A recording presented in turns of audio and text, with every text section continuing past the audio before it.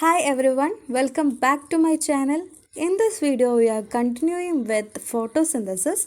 In previous video we discussed about pigments, photosystems, light reaction, cyclic and non-cyclic photophosphorylation. So those who missed the previous video please to watch. In this video we are going to discuss about dark reaction and the pathways. So the dark reaction, we know that it does not directly depend on the presence of light but depend on the product of light reactions such as ATP and NADPH, and this dark reaction is also called as biosynthetic phase. And this dark reaction is studied by a scientist named as Melvin Calvin. He studied on algal photosynthesis by a radioactive 14 carbon led to the discovery of first carbon dioxide product, which is a 3 carbon organic acid known as 3-phosphoglyceric acid. So the scientists tried to know whether all the plants have PGA as the first product of carbon dioxide fixation or whether any other product was formed in other plants. So after experiments are conducted, it led to the discovery of another group of plants where the first product of carbon dioxide fixation was again an organic acid known as oxaloacetic acid, which is having a 4 carbon atoms. So the carbon dioxide assimilation during photosynthesis are of two main types. It is by C3 pathway, where the plants in which the first product of carbon dioxide fixation is a C3 acid phosphoglyceric acid, whereas in C4 pathway the first product of carbon dioxide fixation is a C4 acid oxaloacetic acid, which is the primary acceptor of carbon dioxide. It is RUBP, ribulose bisphosphate, which is a 5 carbon keto sugar. This ribulose is also a enzyme which is having both oxygenation as well as carboxylase activity, so it is called as rubisco. So let's look into the detail of each pathway. First one is C3 pathway, which is also known as the Calvin cycle. What all are the process takes place in Calvin cycle? So Calvin cycle is proposed by Calvin and his co-workers. It is in a cyclic manner, and here the RUBP was utilized as well as regenerated and the sugar is synthesized, and Calvin cycle occurs in all photosynthetic plants, whether C3 or C4. It occurs in all photosynthetic plants. So the process takes place in Calvin cycle is by three stages, which is known as carboxylation, reduction and regeneration. Let's look into detail. First one, carboxylation. In carboxylation, the fixation of carbon dioxide into a suitable organic intermediate, and this process is catalyzed by an enzyme called RUBP carboxylase. As a result, formation of two molecules of 3-PGA. Next one is reduction. In reduction, a series of reactions taking place which lead to the formation of glucose. As a result, utilization of two molecules of ATP for phosphorylation and two molecules of NADPH for the reduction per carbon dioxide fixation. So for the formation of one molecule of glucose, we need 6 molecules of carbon dioxide and 6 turns of cycles are required. Step is regeneration. In regeneration, RUBP is regenerated with the utilization of 1 ATP.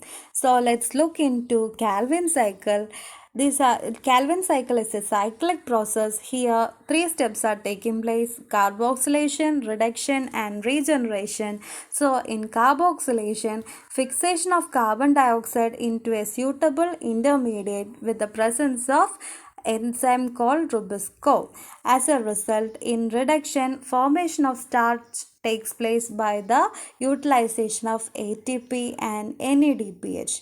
And in reduction, the ribulose bisphosphate we utilize in this reaction is regenerated in this step. As a result of regeneration, one ATP molecule is utilized.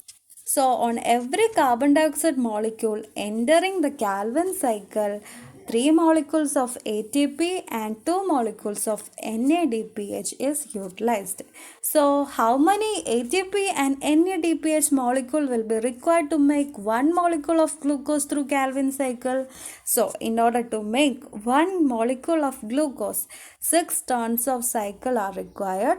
So the input we need to give is 6 carbon dioxide, 18 ATP and 12 NADPH in order to produce 1 molecule of glucose. Next is the C4 pathway. C4 pathway is shown in plants which are adapted to dry tropical region, and in C4 plants the oxaloacetic acid is the first carbon dioxide fixation product, and they also use C3 pathway or the Calvin cycle as their main biosynthetic pathway. And these C4 plants having a special type of leaf anatomy which can tolerate in high temperature and show a high response to light intensity. And the special type of leaf anatomy is named as Kranz anatomy. Kranz means wreath. It is a reflection of arrangement of cells. So in C4 plants, there is a large cells around the vascular bundles and they are known as bundle sheath. And these bundle sheath cells forms several layers around the vascular bundle, and they are characterized by having a large number of chloroplasts, thick walls impervious to gaseous exchange, and having no intercellular spaces. Hatch and slag pathway. The C4 pathway occur in both the mesophyll cell as well as in bundle sheath.